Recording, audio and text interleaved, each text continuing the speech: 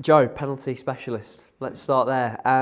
Have you ever had in your career a run of penalties in matches like this? Because I can't remember one at Derby before. Not the amount of penalties. I have saved back-to-back penalties before at Sheffield Wednesday, but that was a long time ago. But yeah, don't get me wrong, it's a bizarre situation to be in, especially the amount of penalties in the little amount of games. But yeah, I mean, it's one of them, obviously we don't want to give penalties away, but as soon as you sort of put in front of it as a goalkeeper, there's no real pressure on you to save the penalty. So for me, it's sort of a win-win. If I save it, great. If I don't save it, there's no real expectation on my side for me to save it unless I just completely miss it. But yeah, obviously it's great to get the recognition and that sort of attention around it. But in the grand scheme of things, we don't want to be giving penalties away. And I don't think we've been helped by refereeing decisions, whether that be through the referee or the linesman, in many cases in the last 3 games. I don't want you to give away any trade secrets or give opposition any insight, but I am fascinated by sort of the thinking behind penalty saving from a goalkeeper's perspective. So start with preparation. How do you prepare and how much do you practice? Because we always hear before cup games we practice penalties, but for a goalkeeper, how often are you practicing penalties? I think for me, the preparation side of it is the same for every game. We'll look at free kicks, we'll look at corners, we'll look at penalties, long throws. That doesn't really change, and it's just for that one moment where we might see something to pick up on, whether that be from a corner or they go short if they put this hand up, 2 hands up, put the ball down, bounce it. It's completely the same for penalties and their routine at taking a penalty and just patterns really, and just watching back. There might be something that you just pick up on and think, yeah, why not, let's go for that.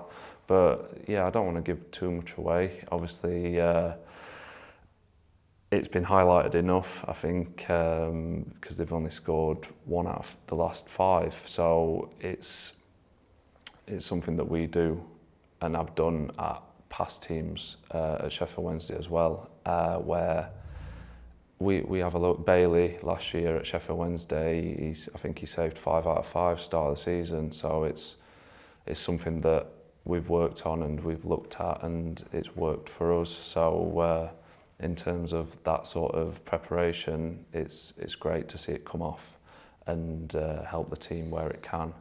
But last season we've been second choice at Sheffield Wednesday, and Darren Moore, the manager, he used to take players over on a Friday before we'd have the game on Saturday, and he'd make players take 5 penalties and match preparation, sort of what you do in a game. And me being the goalkeeper, not playing, it was my job to stop them. So in terms of actually feeling what it's like to save penalties, a lot of preparation and a lot of practice for me went on last year.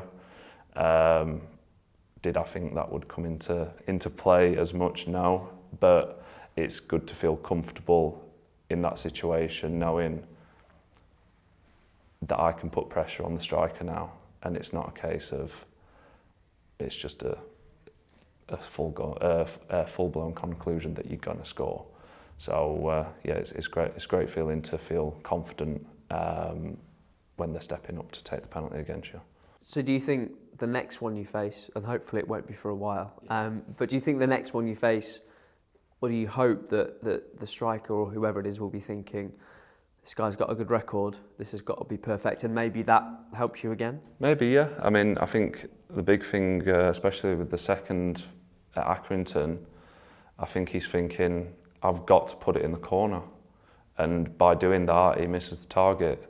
So even if it's not me saving it, at least I'm making them think, I've got to score here. And it's got to be a good penalty. And that's only going to benefit us. But like you said, hopefully it's not as frequent as it has been in the last 3 games. Strikers often say, and I don't know whether I believe them, but goals mean more when they lead to points and they lead to wins. Does the penalty save at Accrington mean more because it helped win the game, or does that sort of not come into it from your point of view? Obviously it's nice that it led to a clean sheet for us and a victory in that sense, and I think it felt nice because the score was 1-0 at the time, and I think the situation of the game, it could have turned it completely the other way. I think if it's you're winning 3 or 4-0 and you save a penalty, there's not really much on it. Obviously it's still nice for the goalkeeper to make the penalty save. But yeah, I think the situation in the game where it really we needed it to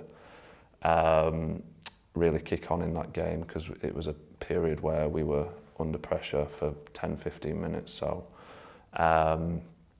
like I said, I'm always trying to help the team in any situation, and if it's in a crucial situation like that, then it's better for me, and it feels that little bit better.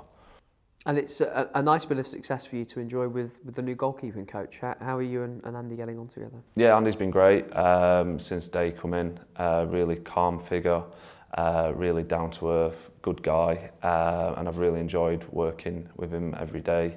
Sessions are really good, making lots of saves, a lot of like sort of feeling comfortable making saves, and yeah, he's sort of just like, we do our job, keep our house in order, and yeah, sort of happy days. So it's been nice to come in and sort of the performances in the goalkeeping department have been pretty solid from me and Loche in the games that he's been in for, so it reflects really well on him.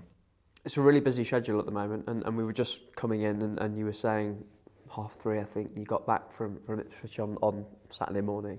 How do you sort of, I guess, manage your life at the moment? You've got a young baby. Yeah. How do you sort of make sure that you're spending enough time at home, but make sure you're doing enough here and preparing properly? Yeah, I think a lot of the preparation stuff sort of takes care of itself when games are thick and fast. It's a case of just sort of getting the lads in a position where they feel ready for the games, whether that's changing the training slightly, and you wouldn't do as much as if you've got a free week, because obviously for the next sort of 3 or 4 weeks it's pretty full on 3-game weeks. So it's League One. I mean, this is what it's like. There's games thick and fast, and I think the good thing about obviously the result the other night is we've got another game straight away on Tuesday to try and put that right. So